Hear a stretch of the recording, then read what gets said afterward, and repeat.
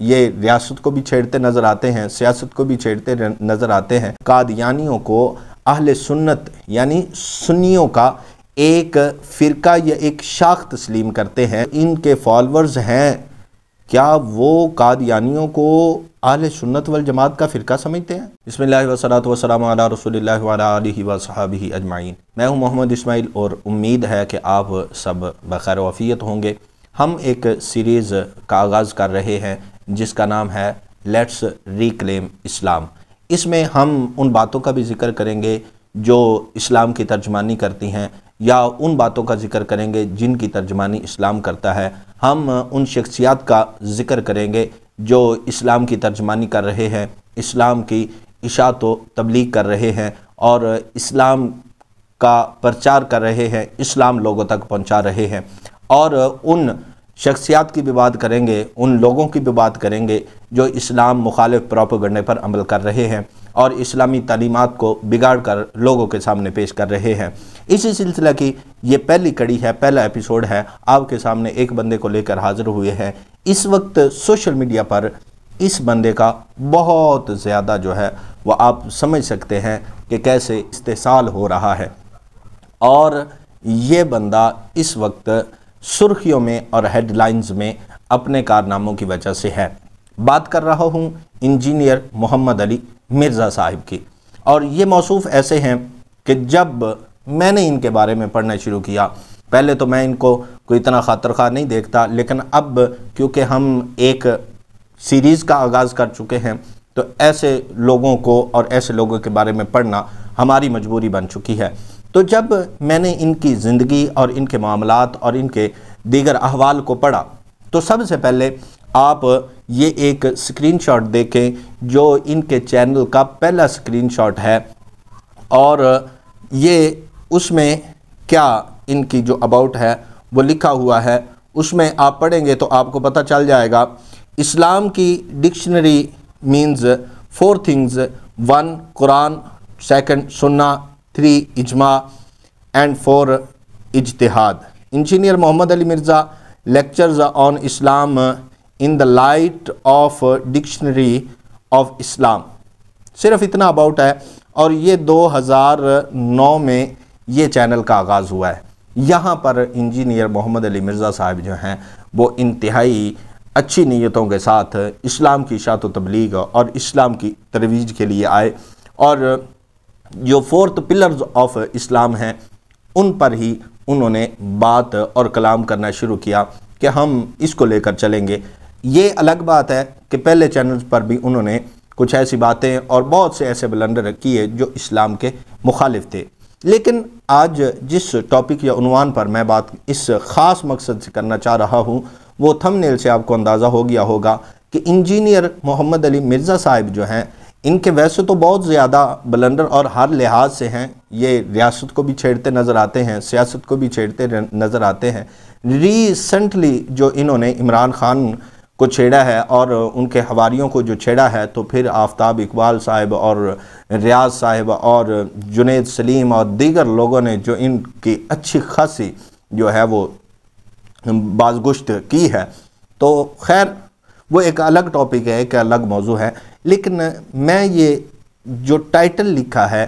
کہ انجینئر محمد علی مرزا صاحب قادیانیوں کو اہل سنت یعنی سنیوں کا ایک فرقہ یا ایک شاخ تسلیم کرتے ہیں، جو کہ موصوف کا ایک خود ساختہ جو ہے وہ دعویٰ ہے، اور اس پر موصوف کے پاس کوئی دلیل نہیں ہے۔ میں نے آپ کو پہلا یہ سکرین شاٹ دکھایا، اس میں آپ دیکھ لیں کتنا سمپل اور کتنا سادہ اور کتنا جو ہے اچھا اباؤٹ لکھا ہوا ہے کہ یہ 4th پلر جو ہے آف اسلام ہے اور ان کو ہی لے کر آگے چلا جائے۔ لیکن اب ہم ان کے اس چینل کی بات کرتے ہیں جو ابھی چل رہا ہے اور 2014 میں یہ مارز وجود میں آیا ہے۔ اس کا ذرا آپ اباؤٹ دیکھیں۔ جی، انجینئر محمد علی مرزا صاحب ایک ایسے اسکالر ہیں، اسلامک اسکالر، جو ان خاص لوگوں میں شامل ہیں جو اسلام کی اشاعت و تبلیغ کر رہے ہیں اور اسلامک پرنسپل کے حوالے سے جو ہے وہ یونٹی آف مسلم امہ based on solution from Quran and سنہ، یعنی کہ وہ قرآن اینڈ سنت کی بات کرتے ہیں ریگارڈنگ لیس کہ وہ کسی فرقے کی بات نہیں کرتے، کیونکہ اکارڈنگ ٹو ہم نوٹ سیکشن، یعنی کہ کوئی بھی ایسا سیکٹر اور کوئی بھی ایسا سیکشن انڈر بریکٹ سنی، شیعہ، وہابی، دیوبندی، بریلوی، اہل حدیث اینڈ وٹ ایور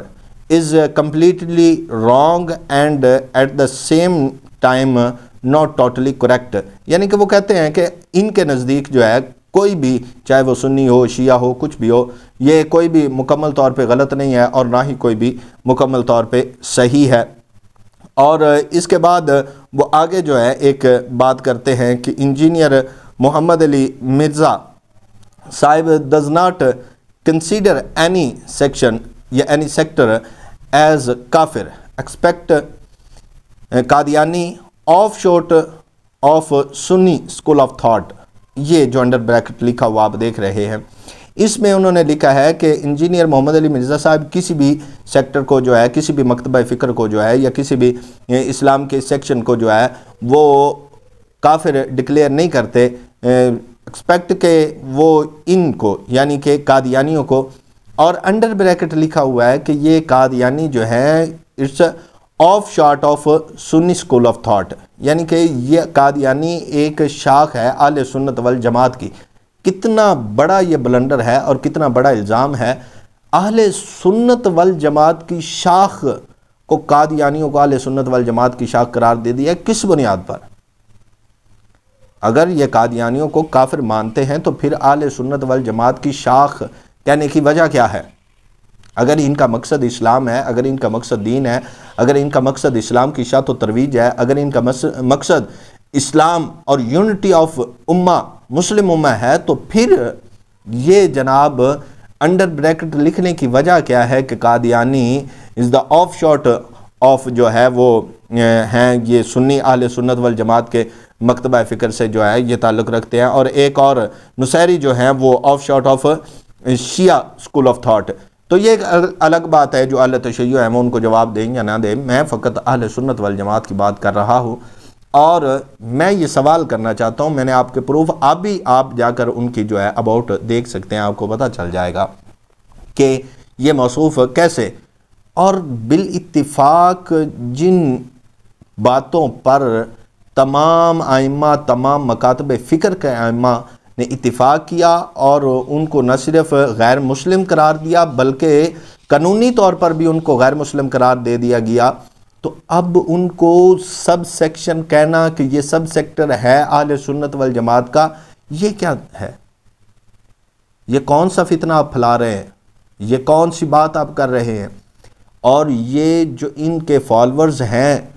کیا وہ قادیانیوں کو اہل سنت والجماعت کا فرقہ سمجھتے ہیں؟ اہل سنت والجماعت کی ایک شاخ سمجھتے ہیں؟ اگر وہ اہل سنت والجماعت کی ایک شاخ ہیں تو پھر وہ قادیانی کیسے ہوئے بھائی؟ پھر وہ کافر کیسے ہوئے؟ سنی جو ہے وہ کافر نہیں ہے،